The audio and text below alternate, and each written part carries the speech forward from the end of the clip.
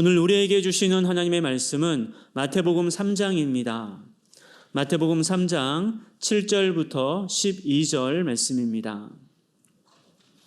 마태복음 3장 7절부터 12절 말씀입니다. 마태복음 3장 7절부터 12절까지 있는 말씀, 우리 말씀을 다 함께 한 목소리로 봉독합니다. 요한이 많은 바리새인들과 서두개인들이 세례 베푸는 데로 오는 것을 보고 이르되, 독사의 자식들아, 누가 너희를 가르쳐 임박한 진노를 피하라 하더냐. 그러므로 회개에 합당한 열매를 맺고 속으로 아브라함이 우리 조상이라고 생각하지 말라. 내가 너희에게 이르노니 하나님이 능히 이 돌들로도 아브라함의 자손이 되게 하시리라. 이미 도끼가 나무 뿌리에 놓였으니 좋은 열매를 맺지 아니하는 나무마다 찍혀 불에 던져지리라. 나는 너희로 회개하게 하기 위하여 물로 세례를 베풀거니와 내 뒤에 오시는 이는 나보다 능력이 많으시니 나는 그의 신을 들기도 감당하지 못하겠노라. 그는 성령과 불로 너희에게 세례를 베푸실 것이요 손에 키를 들고 자기의 타작마당을 정하게 하사 알곡은 모아 곡간에 들이고 쭉정이는 꺼지지 않는 불에 태우시리라. 아멘. 할렐루야. 우리 11월 첫 주일입니다. 또 11월은 결실의 계절이고요, 감사의 계절이기도 합니다. 이렇게 첫 주일 예배, 하나님께 예배 드릴 수 있다는 것이 얼마나 큰 은혜이고 감사의 제목인지 모릅니다. 특별히 우리가 어제 임직식을 했잖아요. 우리 많은 32분의 우리 임직자들을 세우는 임직식을 했는데요. 어제 저녁에 이제 우리 순서를 담당하신 목사님들하고 서로 이제 교제하고 연락하면서 제가 많은 격려와 참 칭찬을 많이 받았습니다. 요즘에 정말로 힘든 상황임에도 불구하고 또 이렇게 32명이나 되는 임직자들을 잘 세울 수 있다는 것에 대해서 너무 놀라워하시고요. 특별히 그런 말씀하시더라고요. 우리 임직자들이 정말 잘할 것 같다, 그런 말씀하시더라고요. 그리고 우리 성도들이 너무나 행복하게 보인다는 말씀도 해주시고요. 어떤 한 분 목사님께서는 12년 전에 우리 교회 마지막 임직식이었대요. 12년 만에 지금 임직식 하는 거 하더라고요.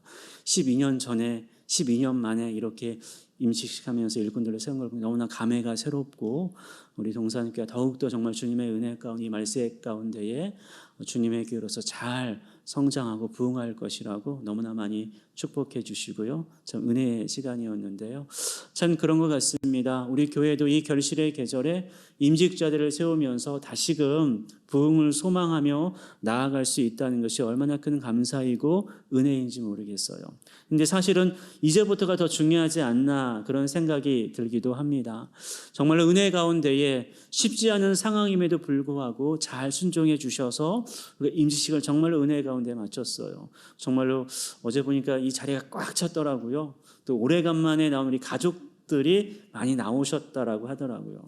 가족들과 다시금 좀 연합해서 우리 교회가 정말로 이 지역 가운데에 복음 동산이 되어지고 선교 동산이 되어지고 또 행복 동산이 되면 얼마나 좋을까라는 다시 한번 소망을 품고 나아갈 수 있도록 우리 모든 임직자들과 함께 우리 모든 성도들이 힘있게 전진하고 나아가는 은혜가 있기를 축복합니다.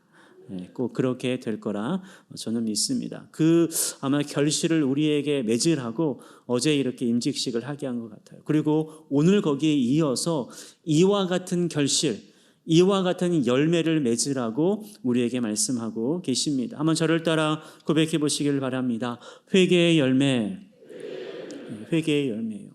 여러분, 이 결실의 계절에 우리가 많은 열매를 거둘 수 있을 것입니다. 이제 12월이 되기 전에, 결산하기 전에 이 11월에 정말 좋은 많은 열매, 결실들을 맺어야지만 되는데, 우리가 어제 임직자들을 세우는 것도 우리 교회의 아주 큰 결실, 정말 큰 결실이고 열매이기도 한데요. 그런 것보다 먼저 앞장서서 성경, 하나님께서 말씀하시는 열매가 무엇인지를 우리가 좀 들었으면 좋겠어요. 바로 그것이 무엇이냐? 회개의 열매라고 지금 말씀하고 계십니다. 그럼 오늘 본문 8절에 있는 말씀을 보시겠어요? 이렇게 말씀합니다. 그러므로 회개에 합당한 열매를 맺고 라고 말씀하셔요. 지금 이 말은요, 요단 강변에서 세례 요한을 통해 전해진 말씀이었어요. 세례 요한이 말씀하고 있는 거예요. 회개에 합당한 열매를 맺으세요 라고 지금 말씀하고 있습니다. 여러분, 회개가 무슨 뜻입니까? 마음의 변화가 일어나서 가던 길에서 돌이키는 행동의 변화까지 포함하고 있는 뜻이, 그 의미가 바로 회개라는 단어예요. 내가 나 잘못했어, 좀 잘못했구나라고 뉘우치는 정도가 아니라 그 잘못했기 때문에 이제 잘못한 그 길에서 돌이켜서 의지를 가지고 행동의 변화가 일어나는 것, 바로 그것이 회개인 것이고, 회개에 합당한 열매를 맺으라는 것은요, 바로 그 뜻이에요. 진짜 이제 새로운 삶을 위해 가던 길에서 잘못됐지라고 생각만 하지 말고 가던 길에 돌이키라는 거예요. 진짜 회개의 마음과 회개의 삶으로 나아가는 것, 바로 그것이 회개의 합당한 열매이고요. 우리가 이 한 해를 결산하기 전에 맺어야 될 열매가 바로 회개의 열매라는 사실을 기억하십시오. 여러분, 회개의 열매란 이 메시지는요, 세례 요한을 통해 증거되고 있는데, 여러분, 이 말씀은요, 사실 단순히 권고하는 말씀이 아니에요. 많이 힘드시죠, 여러분? 많이 어려우시니까 여러분 때가 되면, 기회가 되면 회개 좀 하셔요 라고 부탁하거나 권고사항이 아니에요. 여러분, 오늘 본문이 시작하는 그 앞달랑 3장 1절부터 보면 이렇게 기록하고 있어요. 유대 광야에서 전파하며라고 말하고 있거든요. 전파하며, 2절에 보면 회개하라 천국이 가까이 왔느니라라고 이제 세례 요한이 외치게 돼요. 근데 회개의 이 메시지를 외칠 때에 그것을 전파한다라는 단어를 쓰고 있어요. 여러분, 이 전파한다라는 단어는요, 우리가 지난 주일 오후 예배 때 베드로전서 3장 19절 말씀을 우리가 들으면서, 그때 이게 난해 구절이라고 제가 설명하면서, 그때 옥에서 예수님이, 지옥에서 예수님이 복음을 이렇게 전했다, 전파했다라는 말을 하면서 제가 말씀을 드린 그 전파라는 단어랑 똑같은 단어예요. 이 말은요, 지금 세례 요한이 요단 강변에 서서 회개의 복음, 회개를 외치고 있는데, 이 회개를 전파한다라는 거는요, 유앙겔리조, 헬라어로 유앙겔리조가 아니에요. 그러니까 복음을 전하는 정도가 아니에요. 캐리소라는 단어인데, 이게 이제 지난 시간에 우리가 들었던 그 베드로전서 3장 19절에 나오는 선포라는, 전파라는 말과 똑같은 단어예요. 곧 지금 회개의 메시지를 전할 때에 권고하고 부탁하면서 회개 좀 해주세요라고 부탁과 권고하는 것이 아니라 선포하고 있는 거예요. 고지하고 있는 거예요. 회개하셔야 돼요. 회개하세요. 왜 회개 안 하세요? 라고 지금 강력하게 말하고 있는 말이 바로 회개라는 거예요. 로마 압제 가운데 있고 경제적으로 많이 힘들고 어려우니까 여러분 때가 되면 회개하세요라고 지금 세례 요한이 말하고 있지 않다라는 거예요. 빨리 회개하세요. 회개해야지만 살 수 있어요.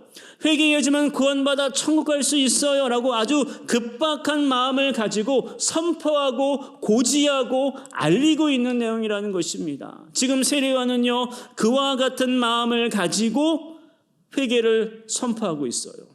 회개해야지만 살 수 있습니다. 왜 회개하지 않고 있는 거예요? 회개해야지만, 회개에 합당한 열매가 있어야지만 천국 갈 수 있어요. 회개하세요, 빨리. 그런 뉘앙스를 가지고 세례 요한이 전하고 있습니다. 여러분, 왜 세례 요한이 이렇게 강력하게 말하고 있는 이유가 무엇입니까? 당시 이 세례 요한의 말을 듣고 요단 강변으로 나온 사람은 그나마 비교적 하나님에 대한 열망과 뜨거운 신앙이 있는 사람들이었어요. 이런 소리조차 듣지 않는 사람들은요, 그냥 흩어져 살고 있고요. 그나마 뭔가 좀 이렇게 살면 안 되지, 하나님이 기뻐하시는 삶을 살아야지라고 하는 사람들이 요단강 그 광야로 나왔던 사람들이었어요.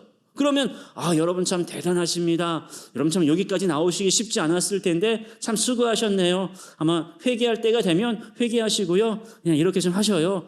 잘하셨어요 라고 말해도 참 힘이 되고 든든할 것 같은데, 세례 요한은 그렇지 않았어요. 힘들게 이 세례 요한의 메시지를 듣기 위해 나온 그 무리들을 향하여서 회개하세요.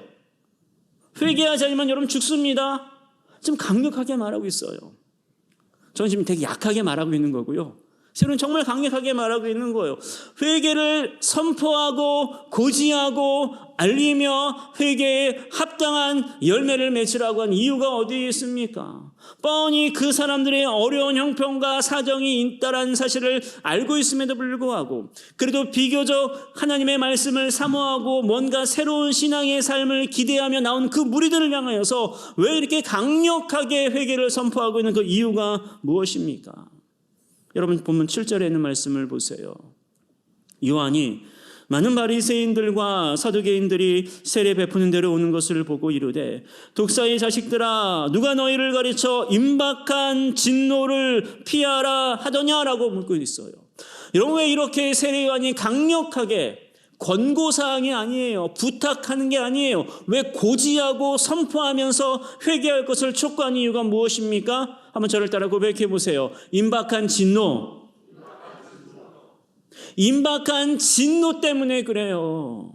여러분 임박한이라는 단어는요. 곧 반드시 이룬다라는 거예요. 반드시 진노하신다라는 거예요. 반드시 심판하신다라는 거예요. 그 반드시 심판이 있기 때문에 반드시 하나님의 진노의 심판이 있기 때문에 세례 요한은요. 강력하게 지금 고지하고 있는 거예요. 어쩌면 이 강력함이 그만큼 그들을 사랑하기 때문에 강력하게 회개에 합당한 열매를 맺으라고 고지하고 선포하고 있다라고 할 수 있습니다. 여러분 이들은 누굴 향해 지금 말하고 있는 것입니까? 7절 말씀 다시 보세요. 요한이 많은 바리새인들과 사두개인들에게 말하고 있어요. 여러분 바리새인들이 누구입니까? 사두개인들이 누구예요? 대단히 경건하고요. 대단히 신앙 좋은 사람들이에요. 바리새인들은요 그야말로 경건의 표상이에요. 얼마나 하나님의 말씀을 잘 지키며 말씀대로 살려고 하는 사람들인지 몰라요. 사두개인들도 얼마나 바른 사람이고 합리적인 사고와 이성적인 사고를 하는 사람인지 몰라요. 당시 대부분의 공직에 있던 사람들이 사두개인들이었어요. 근데 지금 이들을 향하여서 더 구체적으로 독사의 자식들아 라는 과격한 단어까지 써가면서 회개할 것을 강력하게 선포하고 있다는 사실입니다. 왜 그런 것입니까? 이들에게 곧 진노가 임하기 때문에 그래요. 임박한 진노가 있기 때문에 그렇습니다. 저는 그런 생각을 좀 해보았습니다. 지금 저와 여러분 우리들이 혹시 이 바리새인들과 사두개인들의 모습을 갖고 있지 않나? 어쩜 우리가 지금 시간을 거슬러 요단 강변의 세례 요한 앞에 서 있다면 바로 저와 여러분들을 향하여서 세례 요한이 이 독사의 자식들아 라는 말을 들을 사람들이 저와 여러분 우리들은 아닌지라는 생각을 좀 감히 좀 해봤어요. 제가 여러분들을 볼 때 여러분 정말 대단히 좋은 신앙을 갖고 있는 사람들이셔요. 숱한 어려움과 고난의 역경을 잘 이겨내신 분으로 저는 그렇게 보여져요. 근데 모르겠어요. 주님은 그 중심을 보시고 가장 정확히 아시니까요. 지금 바리새인들과 사두개인들은요 겉으로 볼 때 대단히 좋은 신앙의 사람들이었어요. 근데 왜 지금 예수님께서 왜 세례 요한을 통하여 그렇게 말씀하고 있는 것입니까? 왜 세례 요한이 바리새인들과 사두개인들에게 독사의 자식들아 라고 말하면서까지 회개를 강력하게 선포하고 있는 이유가 무엇입니까? 바리새인들은요 하나님의 율법의 순수한 정신을 잃어버린 채 외식과 위선에 빠졌기 때문에 그래요.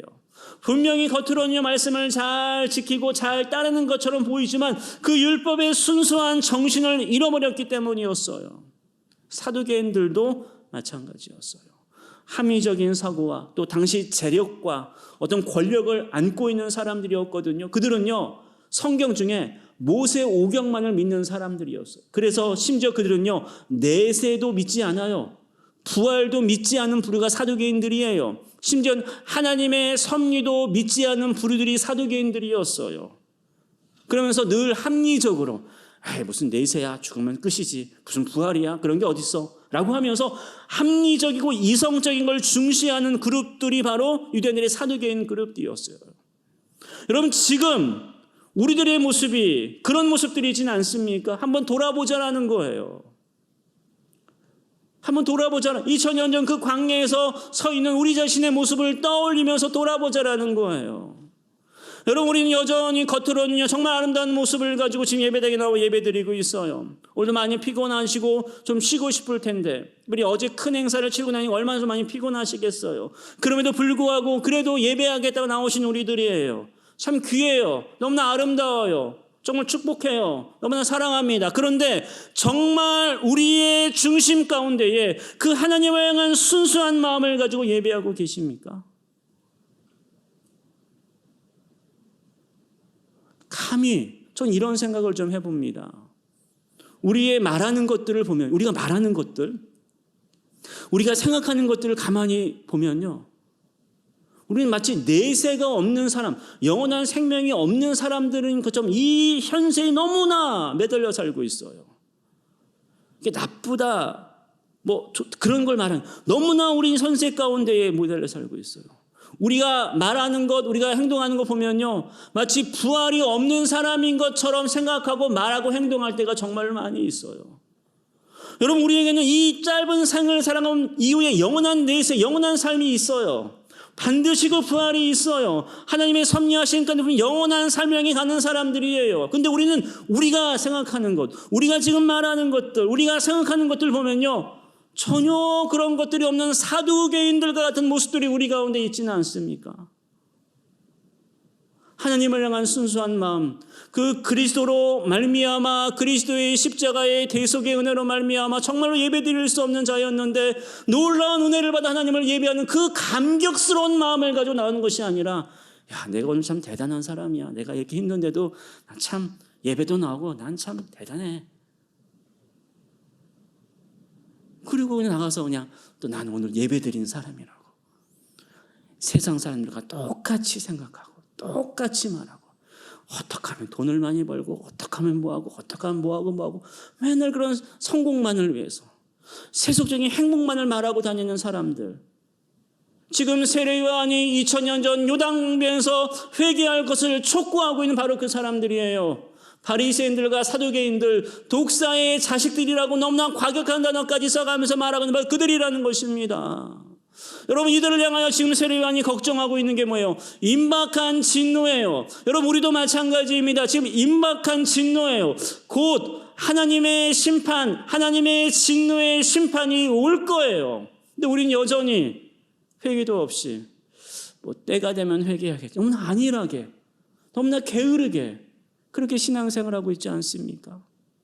벌써 우리가 1월부터 11개월째를 생활하고 여전히 똑같은, 전혀 생각 하나, 여전히 내 생각관에 꽉 들어박혀가지고 아무리 말씀을 들어도 말씀을 튕겨내기만 하고 여전히 내 방식과 내 고집만을 고수한 채 그냥 올 한 해 마지막 이 정도 했으면 잘했지 라고 그냥 스스로 자족하면서 그렇게 시간들을 보내고 있지는 않습니까?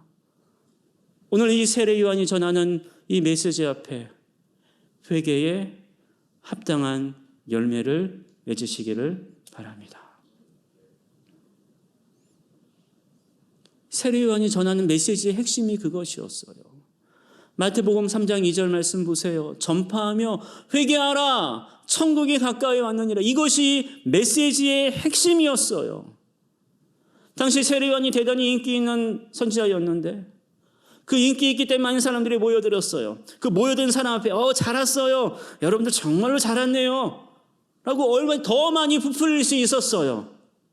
근데 그 모인 무리를 향하여서 회개하라 선포했어요. 부탁도 아니에요. 권고도 아니에요. 회개하라 고지하고 있어요. 여러분, 예수님의 사역과 예수님의 메시지의 핵심도 무엇이었는지 아십니까? 마태복음 4장 17절 말씀을 보세요. 예수님도 똑같은 메시지를, 똑같은 말씀을 하세요. 예수께서 비로소 선포하십니다. 회개하라, 천국이 가까이 왔느니라. 여러분, 예수님의 사역의 목적도, 예수님의 모든 것도 결국은요, 회개의 복음을 전하는 데 있었다라는 거예요. 이 세상의 복이 아니라 회개할 때 주어진 놀라운 하늘의 복, 세상이 줄 수 없는 놀라운 은혜, 평안, 기쁨, 감사, 찬송을 세례요한이 전했던 것이고요, 예수님도 똑같이 전했다라는 사실이에요. 이 은혜, 이 평안, 이 기쁨, 이 찬송을 누리기에 어떻게 되는 것입니까? 회개에 합당한 열매가 있어야 된다는 거예요. 그렇게 되지 않을 때 어떻게 되는지 아십니까? 오늘 세례요한은 이렇게 경고해 주고 있어요. 오늘 본문 10절에 있는 말씀을 보시길 바랍니다. 이미 도끼가 나무 뿌리에 놓였으니 이미 시작이 되었다라는 거예요. 좋은 열매를 맺지 아니하는 나무마다. 여러분, 좋은 열매가 어떠한 열매입니까? 화려하고 막 거창한 큰 열매일까요? 그렇지 않아요. 참 포도나무이신 예수님께 붙어있는 열매예요. 참 포도나무이신 예수님으로 나오는 그 영양분을 받아서 맺는 그 열매예요. 그 열매 맺지 아니하면 결국 예수님께 붙어있는 열매를 맺지 않은 나무는요, 찍혀 불에 던져지리라고 경고하고 있어요. 불은요, 심판과 지옥을 상징해요. 찍혀가지고요, 영원한 지옥불에 처해질 것임을 경고하고 있습니다. 회개에 합당한 열매를 맺지 않으며 나아갈 때 결국 이렇게 될 수밖에 없다라는 거예요. 이렇게 임박한 진노가 있음에도 불구하고 여전히 우리 너무나 안일하게 신앙생활하고 있지 않습니까? 너무나 편하게만 하려고, 조금의 수고도 하지 않으려고, 조금의 희생도 하지 않으려고 그런 마음 가운데에 나아가고 있지 않습니까? 베드로서 3장 9절과 10절은 이렇게 우리를 향해 경고해 주고 있어요. 주의 약속은 어떤 이들이 더디다고 생각하는 것 같이 더딘 것이 아니다라는 거예요. 아니 주님이 오신다고 하더니 오시지도 않고, 이미 성경이 기록되긴 몇백 년이 흘렀는데도 여전히 오지도 않는데 오시겠어? 설마 내일 오실까? 안 오실 거야. 오실 수도 있어요. 오직 주께서는 너희에 대하여 오래 참으사 아무도 멸망하지 아니하고 다 회개하기에 이르기를 원하신대요. 내가 지금 이 순간 호흡할 수 있을 때, 내가 지금 이 시간 예수 그리스도의 십자가를 붙들며 회개할 수 있을 때 지금 회개하라는 거예요. 그렇지 않으면 어떻게 됩니까? 그러나 주의 날이 도둑같이 오리니, 도둑이 예고하고 옵니까? 갑자기 오죠. 갑자기 와요. 분명히 갑자기 임박한 진노의 심판은 올 것입니다. 모두 다 심판대 앞에 설 것입니다. 그러니 그때가 오기 전에 지금 나에게 기회가 있을 때 회개에 합당한 열매를 맺읍시다. 얼마나 감사합니까? 이제 결산을 앞둔 이 11월에 그 첫 주일에 정말로 기념될 만한 이 중요한 시간에 회개의 열매라는 말씀을 들을 수 있다는 게 정말로 놀랍지 않습니까? 정말로 감사하지 않습니까? 왜 이렇게 우리가 고집을 부리는지 모르겠어요. 여전히 우리는요, 그냥 다른 것들에만 신경을 써요. 여전히 우리는요, 다른 소리만을 들으려고 해요. 여전히 우리가 추구하는 건요, 그저 내가 원하는 것들만을 추구하려고 해요. 그게 신앙이든 뭐든지 다 그래요. 그렇지 않아요, 여러분. 로마서 2장 5절 말씀을 보세요. 이렇게 말씀합니다. 다만 내 고집과 회개하지 아니하는 마음을 따라. 다만 내 고집과 회개하지 아니한 마음을 따라 진노의 날, 곧 하나님의 의로우신 심판이 나타나는 그날에 이 말 진노를 내게 쏟는도다. 우리가 계속 고집을 부리다가는요, 결국 진노의 마일리지만 쌓는 거예요. 진노의 포인트만 많이 적립될 뿐이에요. 결국 그 뒷감당을 어떻게 하시렵니까? 어떻게 하실 거예요? 그래서 세례 요한도 이렇게 강력하게 외치는 거고요.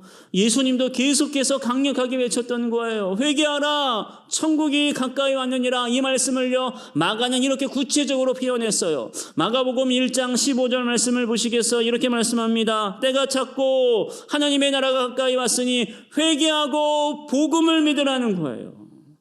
회개하고 돈을 믿지 말고, 회개하고 내가 회개 잘했으니까, 신앙생활 잘했으니까 아무런 문제가 없을 거야, 그런 세속적인 형통만을 구하지 말고, 믿지 말고 회개하고 복음을 믿는 삶이 되어질 때에 임박한 진노를 피할 수 있어요.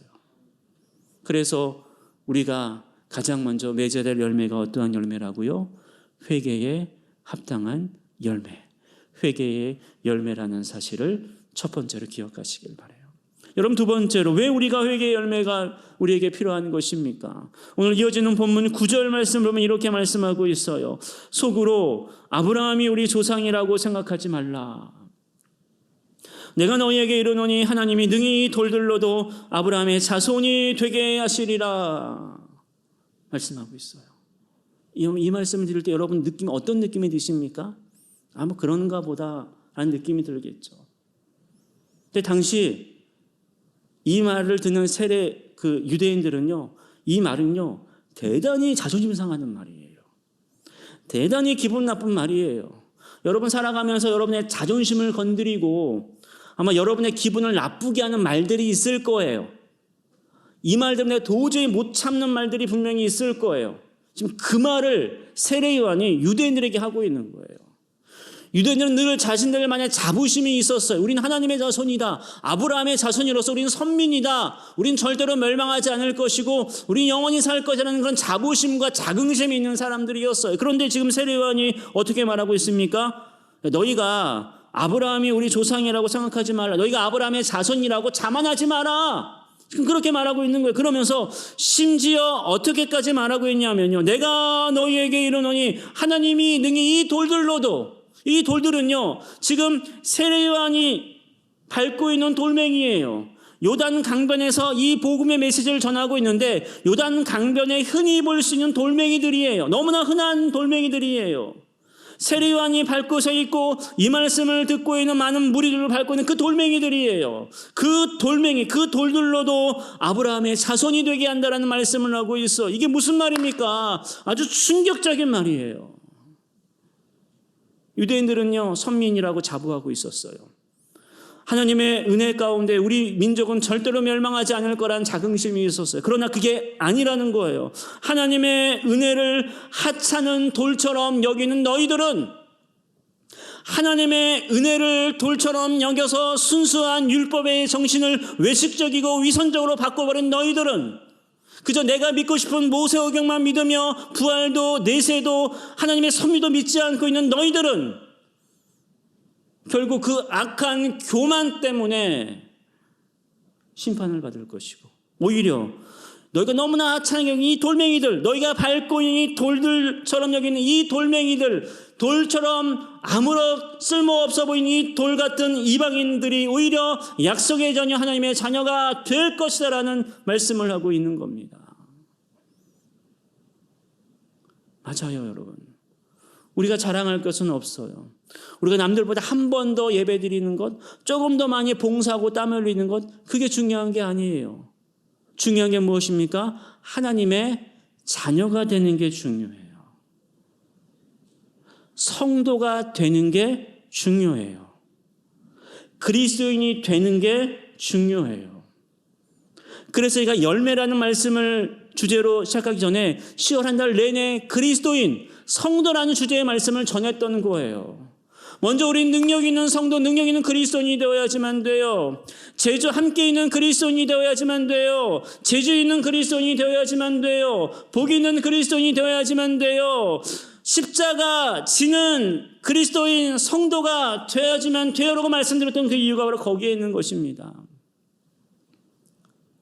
우리 먼저 하나님의 자녀가 되어야지만 돼요. 그래서 필요한 게 뭡니까? 회개에 합당한 열매라는 거예요. 회개하지 않으면 아무런 소용이 없어. 왜냐하면 로마서 3장 10절과 12절 말씀 보세요. 모든 사람은 다 죄인이라고 선포하고 있지 않습니까? 한 사람도 의인이 없대요. 로마서 3장 23절 말씀도 보세요. 모든 사람이 죄인이기 때문에 하나님의 영광, 하나님을 예배할 수 없대요. 지금 우리가 거룩한 모습을 가지고 외적인 모습을 가지고 예배하고 있지만 하나님은요, 너 언제 하나님을 나를 예배했는데 라고 말을 할 수도 있다라는 거예요. 진실로 우리가 회개하지 않고 하나님의 자녀가 되지 않는 채로 아무리 종교적인 모습을 갖고 있다 할지라도 그 모습은 결국 독사의 자식들아, 너희가 임박한 진노를 피할 수 있겠냐라는 호통과 꾸짖음을 들을 수밖에 없다라는 거예요. 그래서 하나님의 자녀가 되는 게 필요한 거예요. 그래서 성도가 되어야지만 되는 거예요. 이를 위해 어떻게 되는 것입니까? 회개에 합당한 열매가 있어야 된다라는 말씀이에요. 회개에 합당한 열매가 있을 때 하나님의 자녀가 되거든요. 회개하며, 그렇습니다 주님, 내가 이 세상의 부유함들, 이 세상의 물질들, 이 세상의 명예들, 이 세상의 행복들, 이 세상의 권력들, 그게 나에게 중요한 게 아닙니다. 오직 예수님이에요. 요한복음 1장 12절이 말씀하고 있는 바와 같이 영접하는 자 곧 그 이름을 믿는 자들에게 하나님의 자녀가 되는 권세를 주셨대요. 다른 조건이 필요하지 않아요. 내가 얼만큼 예배 드려야 되고 얼만큼 봉사 시간이 있어야 되고 얼만큼 헌금 액수가 그게 중요한 게 아니에요. 그건 다 하나님 자녀가 된 다음의 문제일 뿐이에요. 하나님 자녀가 되면 예배하지 말라고 해도 예배하려고 뜨거운 마음 가져요. 헌금하지 말라고 해도요 드릴 수밖에 없어요. 가진 것, 두렙돈, 값비싼 깨트려 드릴 수밖에 없는 거예요. 그 이후의 문제이고 그 먼저 무엇이 되어야 되는 것입니까? 예수님이 나의 모든 것이 되어져서 그 예수님이 나의 구주가 되어 영접하여 하나님의 자녀가 되는 것이 가장 중요하다는 거예요. 그래서 우리에게 어떠한 열매가 있어야 되는 것입니까? 회개에 합당한 열매가 있어야 되는 거예요.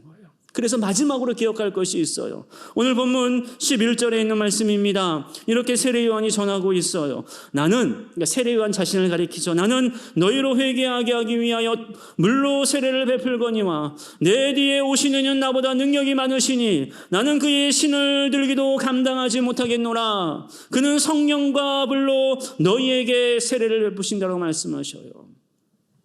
여러분, 회개에 합당한 열매가 있을 때 임박한 진노를 피하는 하나님의 자녀가 될 수 있는 것이고요. 하나님의 자녀가 되는 이 말은 곧 그리스도와 연합한다라는 것인데 바로 이것은요 합당한 회개의 열매, 곧 회개의 세례가 있을 때 가능하다는 사실을 지금 세례 요한이 말하고 있는 거예요. 당시 세례 요한은요 요단 강변에서 물세례를 행하고 있었어요. 바로 그 물세례가 상징하는 바가 그거예요. 세례라는 말 뜻 자체가 죄를 씻는다라는 뜻이거든요. 죄를 씻어내실 것이고 이건 상징적인 행위일 뿐이고 내 뒤에 오시는 곧 메시아 예수님이 곧 성령 세례로 말미암아 너희들을 정말로 그리스도와 연합하게 만들 것이다 라는 지금 말씀을 하고 있는 것입니다. 결국 회개에 합당한 열매의 최종적인 궁극적인 결론은 어떠한 모습입니까? 한번 저를 따라 고백해 보시길 바랍니다. 그리스도와 연합이라는 거예요. 결국 회개에 합당한 열매를 맺어야 될 이유가 어디에 있는 것입니까? 임박한 진노를 피하고요. 임박한 진노를 피하고 하나님의 자녀가 되어서 그리스도와 연합하는 데 있다라는 사실을 지금 말씀하고 있는 거예요. 그래서 우리에게 필요한 것이 무엇입니까? 회개에 합당한 열매예요. 이 회개에 합당한 열매를 맺을 수 있는 우리 동산의 모든 성도들이 되시기를 축복합니다. 이번에 임직을 받은 모든 임직자들 이 회개에 합당한 열매를 맺기를 바라요. 그래야지만 그 임직받은 걸 정말로 귀하게 여기고요. 맡겨주신 대로 서약한 대로 충성되게 헌신되게 신실하게 아마 사명을 감당할 수 있을 거예요. 회개에 합당한 열매 없이 아무것도 안 되거든요. 결국 회개에 합당한 열매가 없다라는 말은요 임박한 진노에 대해 불감증, 무지할 수밖에 없고 결국 이 말은요 하나님의 자녀도 아닌 것이고 그리스도와 연합된 것도 아니기 때문에 결국 그 모든 직분들이 그 직분들이 결국은요 나의 명예와 나의 권력과 또 하나의 종교적인 권세와 권력이 돼가지고 엉뚱한 일들을 벌일 수밖에 없을 거예요. 그렇게 되지 않았으면 좋겠어요. 그래서 우리에게 말씀합니다. 회개에 합당한 열매를 맺으라고 말씀합니다. 우리 모든 성도들 또 우리 32명의 임직자들 회개에 합당한 열매를 맺으며 주님 오시는 그때까지 정말로 하나님의 자녀가 되어서 그 임박한 진노 가운데에 하나님의 자녀가 되어서 그리스도와 연합하여 믿음으로 살아가고 주의 복음을 위해 섬길 수 있는 우리 동산의 모든 성도들, 모든 임직자들이 되시기를 주님의 이름으로 간절히 축원합니다. 기도하겠습니다. 은혜로우신 하나님 감사합니다. 또 말씀을 통하여서 이 결실의 계절에 회개에 합당한 열매를 맺을 수 있도록 말씀하여 주시니 감사를 드립니다. 임박한 진노가 있음을 알게 하여 주셔서 하나님의 자녀가 되어 그리스도와 연합된 삶으로 나아갈 수 있도록 역사하여 주시옵소서. 예수님 이름으로 기도하옵나이다. 아멘.